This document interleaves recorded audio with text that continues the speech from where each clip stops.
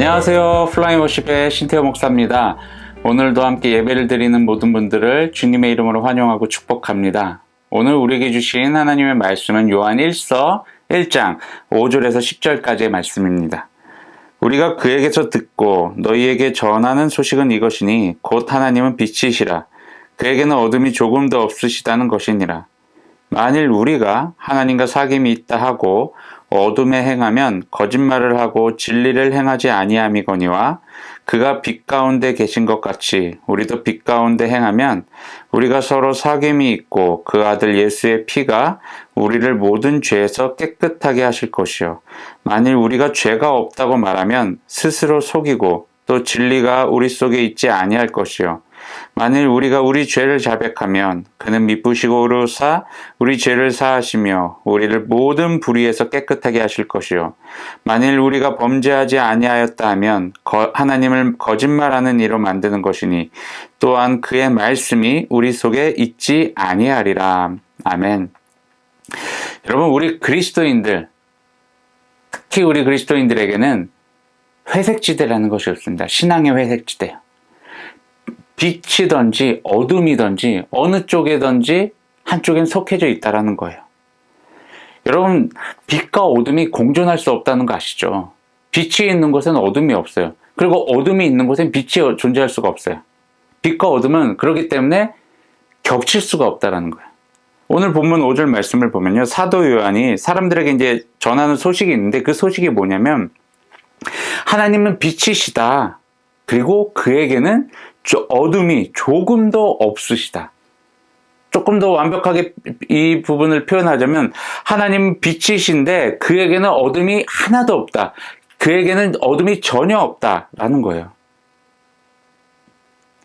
뭐 당연한 얘기죠. 여러분, 빛에는 어둠이 없잖아요. 그리고 빛이 비춰지지 않는 곳에 어둠이 있는 거예요. 빛에는요, 어둠이 없고 빛이 비추는 곳도 어둠이 없어요.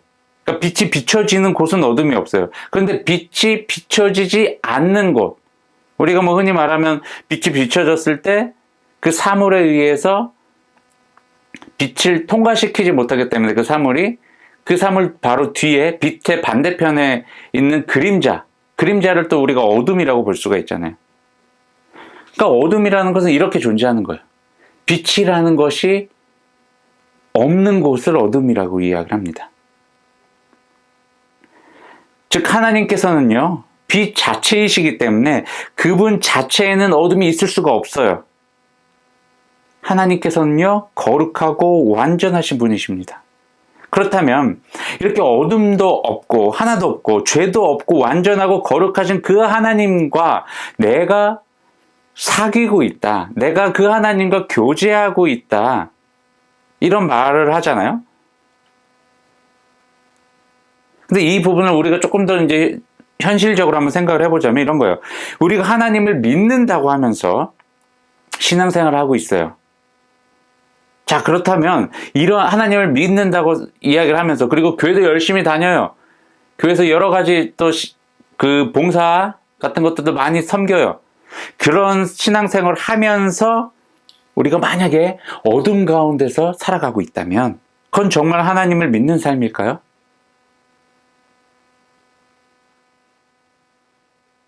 오늘 말씀에는 정확하게 이야기를 합니다.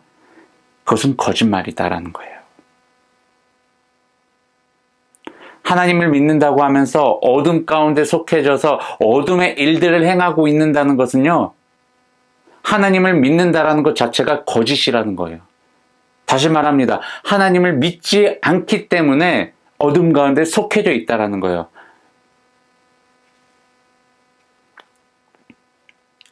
여러분, 그것이 뭐예요? 진리를 해가지 않는 것이에요? 죄악 가운데 거하고 있는 거예요. 우리의 삶은 빛과 어둠만 존재한다고 했습니다. 그리고 빛은 그 빛은요, 빛에 속한 사람들, 빛에 속한 사람들까지도 그 안에 빛이 계속적으로 일어나고 있는 거예요.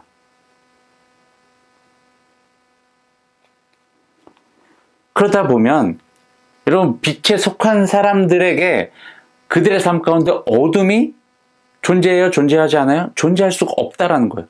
빛에 속한 사람들의 삶 가운데서는 어둠이, 죄악이 존재할 수 없다라는 거예요. 여러분, 우리들의 삶의 모습을 보면요, 그게 이 우리들의 삶의 모습이 바로 증거예요. 내가 빛에 속한 사람인지 내가 어둠에 속한 사람인지. 여러분 어떻습니까? 여러분들은 정말 빛에 속한 사람으로서 살아가고 있습니까? 아니면 어둠에 속한 사람으로 살아가고 있습니까?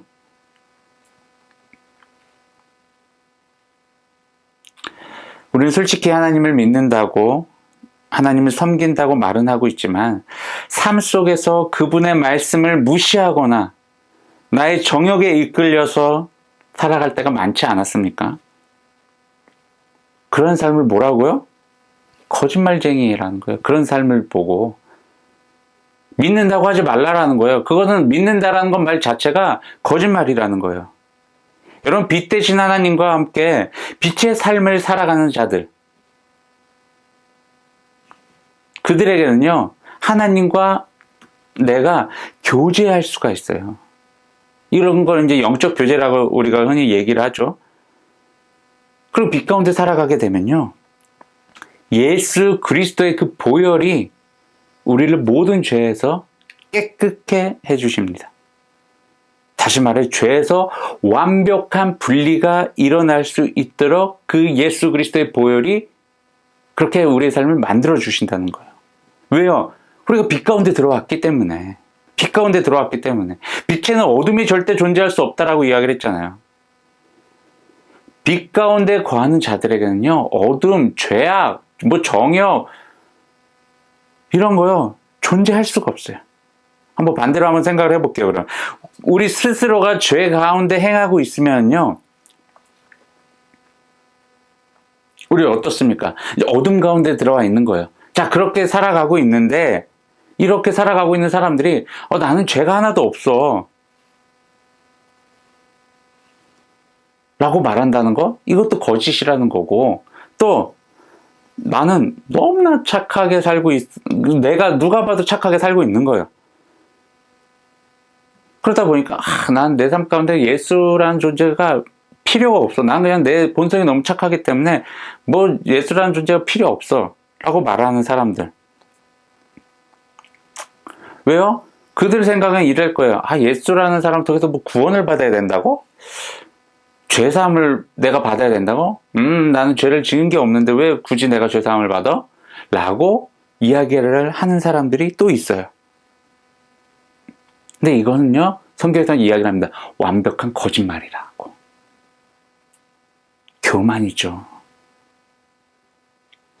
이렇게 이야기를 할 수 있는 것은요, 자기 자신을 스스로가 속이고 있는 거예요. 자기 자신을 스스로가 속이고 있다고요. 근데 이렇게 말을 할 수 있는 이유가 뭐예요?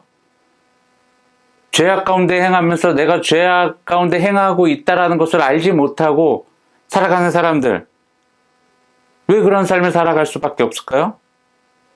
진리가, 즉 하나님의 말씀이 그들의 삶 가운데 없기 때문에 그렇다는 거예요. 진리 대신 하나님의 그 말씀이 우리 안에 없다는 것은요, 삶의 기준이 없어졌다라는 거예요. 그러니까 삶의 완벽한 기준이 없어졌다라는 거예요. 즉 하나님을 믿지 않고 알지 못하는 사람들은요, 삶에서 무엇이 진리인지, 뭘 따라가면서 살아가야 되는지를 전혀 몰라요. 그러다 보니까 자신의 삶을 때론 주관적으로 평가하게 되고, 때론 누군가 이야기를 들어보면서 객관적으로 평가를 하게 돼요. 주관적이든 객관적이든 이 모든 것들은요, 절대 우리의 삶의 기준이 될 수가 없어요. 왜냐하면 불완전한 인간이 정한 기준이잖아요. 주관적이든 객관적이든 이것들은요, 인간의 기준이잖아요. 완전하신 하나님을 믿는 자들, 우리 크리스천들이라고 불리는 그 자들이 진리를 알게 된다는 거예요.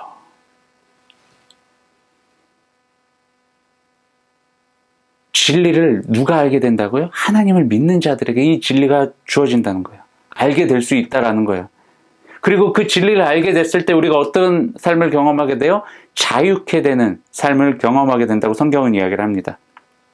근데 이러한 진리를 알 수 있는 방법을 오늘 본문 9절 말씀에 아주 잘 설명을 해놨어요. 만일 우리가 우리 죄를 자백하면 그는 미쁘시고 의로우사 우리 죄를 사하시며 우리를 모든 불의에서 깨끗하게 하실 것이요. 아멘. 우리의 죄를 자백하는 것이 중요하다는 거예요. 이 진리라는 것을 우리가 알기 위해서는 우리의 죄를 자백하는 게 중요하다는 거예요. 근데 이렇게 죄를 고백하기 전에 행해야 되는 그 단계가 하나 있는데 그게 뭐냐? 내가 죄를 지었다라는 것에 대해서 내 자신이 스스로 동의를 해야 된다는 거예요. 내가 죄인인 것을 깨달아야 된다는 거예요.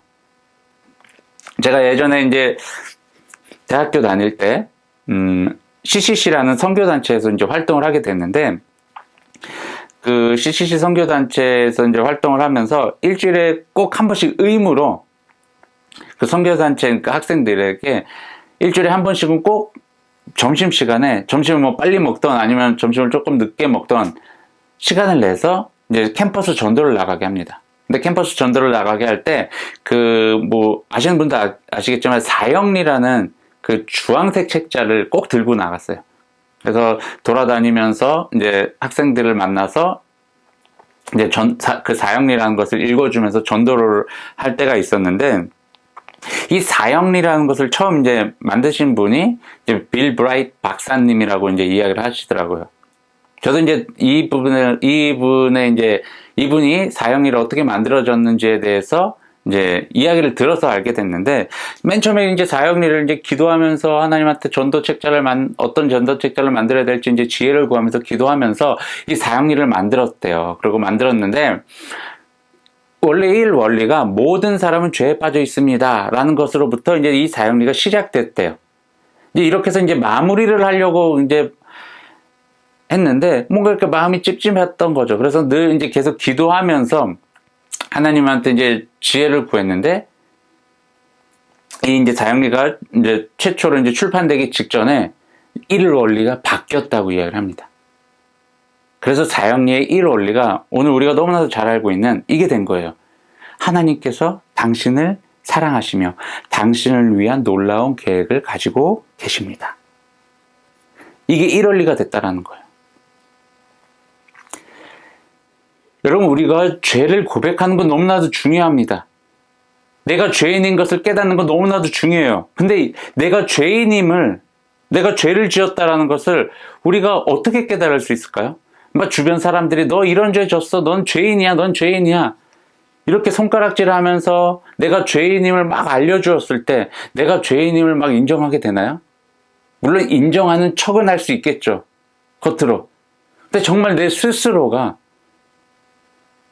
정말 진심을 다해서 내가 정말 이런 죄인이구나라고 깨닫는 사람이 얼마나 될까요?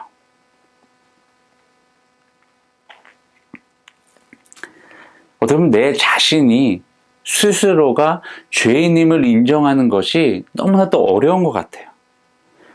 그런데 내가 죄인임을 깨닫게 되는 그 순간이 어떤 순간인지 아십니까? 하나님께서 나를 사랑하고 계신다는 것을 깨닫는 순간이라는 거예요. 수많은 사람들이 나의 잘잘못들을 막 이야기를 하면서 이런 죄들을 저지른 죄인이다라고 손가락질을 한다고 해서 내가 그 부분에 대해서 정말 진심을 다해서 죄를 고백하는 것이 아니라 정말 전지전능하시고 천지만물을 창조하신 그 거룩하시고 완전하신 그 하나님께서 나를 사랑하신다 라는 것을 내가 진심으로 알게 되었을 때 난 하나님 앞에서 그분 앞에 엎드릴 수밖에 없을 것입니다. 그리고 하나님을 경외할 수밖에 없을 것입니다. 그분 앞에 내가 섰어요. 하나님 앞에 내가 섰는데 그분이 나를 사랑하신대요. 그 순간 나의 그 더럽고 추악한 삶의 모습들이 떠오를 수밖에 없을 거예요. 그리고 그 모든 것들을 하나님 앞에 고백을 할 수밖에 없습니다. 이러한 죄의 고백들이 이루어질 수 있다는 거예요. 어떻게 해요? 하나님의 사랑을 깨닫게 되었을 때. 이렇게 자신의 죄를 고백하는 그 순간에 하나님께서는 우리의 과거의 모든 더러운 죄들을 추악한 모든 죄들을 깨끗하게 씻겨주신다라는 거예요. 여러분 신기하지 않나요? 완벽하신 그분 앞에 내가 서서 내가 더럽다라는 것을 내가 깨달았는데 그것을 하나님 앞에서 고백을 했더니 나를 혼내는 것이 아니라 너 왜 그딴 식으로 살았니? 이렇게 혼내는 것이 아니라 오케이 너가 스스로 깨달았으니 됐다. 이제 너 죄가 없는 상태야. 그 죄 내가 다 깨끗하게 해줄게. 자 무효야. 너가 지금까지 지었던 모든 죄 다 무효야 라고 해줬다라는 거예요. 하나님께서. 이게 하나님께서 우리 인간들을 사랑하는 방법이에요. 그리고 하나님의 계획을 우리 인간들의 세상 가운데서 실현시키시는 그런 방법이라는 거예요. 이런 사도 요한도 이 사실을 알고 있었죠. 그렇게 아무리 자신이 그리스도인이라고 말을 하고 다녀도 하나님과의 사귐이었고 하나님의 사랑을 경험하지 못하는 자들에게 정말 필요한 것이 있는데 그것이 뭐냐면 하나님의 사랑을 아는 것이다라는 거예요. 더불어 자신의 죄를 인정하고 하나님께 그 죄를 고백하는 것이 필요하다고 오늘 본문에서 이야기를 하고 있는 것입니다. 여러분 우리가 하나님의 사랑을 알고 그 사랑 안에 거하며 살아가고 있는 그 사람들에게는요 죄를 고백하는 것이 너무나도 자연스러워요. 그런데 여러분 반대로 하나님의 사랑을 모르는 자들, 정말 하나님과 어떤 끊임없는 그 교제가 없는 사람들, 그들은요 내가 죄인임을 스스로 인정하는 것이 매우 어려워요. 너무 어려워요. 여러분 어떻습니까? 여러분은 어떤 쪽이세요? 정말 수많은 정말 크고 그 작은 죄들을 지으면서 뻔뻔하게 아닌 척하면서 살아가고 있지는 않습니까? 정말 하나님의 사랑이 저와 여러분들의 삶 가운데 지금 쏟아 부어지고 있어요. 그 사랑을요 받아 누리시길 바랍니다. 그리고 여러분 죄를 고백하셔야 됩니다. 아니요, 고백할 수밖에 없을 거예요. 그리고 그 죄를 고백을 하는 그 순간 하나님으로부터 우리가 자유함을 얻게 될 것이고 그 삶을 누리며 살아갈 수 있게 될 거예요. 저 여러분 모두가요 하나님의 그 사랑 앞에서 끊임없이 죄를 고백하며 거룩하고 완전한 그 하나님의 삶을 우리 모두가 살아가시길 주님의 이름으로 축원합니다. 기도하겠습니다. 사랑과 은혜가 충만하신 하나님 참으로 감사와 찬양 올려드립니다. 하나님 우리를 사랑하셔서 우리를 먼저 자녀 삼아 주시고 그리고 정말 하나님의 뜻 가운데 우리가 서 있을 수 있도록 그리고 그 뜻을 행할 수 있도록 우리를 늘 사용하시고 우리를 인도해 주셔서 감사합니다. 하나님 우리가 날마다 끊임없이 순간순간마다 하나님의 사랑을 깨닫게 하시고 그 하나님의 사랑으로 말미암아 우리의 신앙생활에 진리를 발견하며 그 진리를 쫓아 또 행하며 살아갈 수 있는 우리 모든 하나님의 자녀들 되게 하여 주시옵소서. 주님 앞에 이 시간 귀한 예물 올려드립니다. 예물이 쓰여지는 곳마다 하나님의 나라가 확장되어지게 하시고 하나님의 이름이 널리 전파되어지게 하시며 주님의 나라가 임하게 하여 주시옵소서. 물질을 드린 손길을 주님께서 기억하시고 저들의 삶 가운데 감사와 찬양의 고백이 넘치게 하시며 하나님의 풍성하신 은혜가 임하게 하여 주시옵소서.